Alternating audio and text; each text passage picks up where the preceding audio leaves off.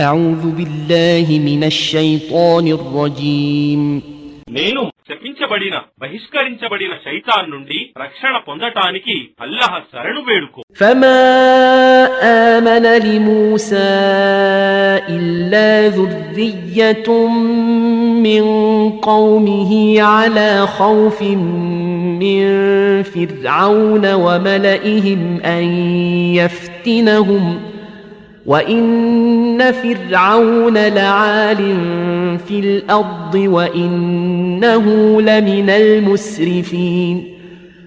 కాని ఫిరౌన్ మరియు అతని నాయకులు తమను హింసిస్తారేమో అనే భయంతో అతని జాతి వారిలోని కొందరు ప్రజలు తప్ప ఇతరులు మూసాను విశ్వసించలేదు.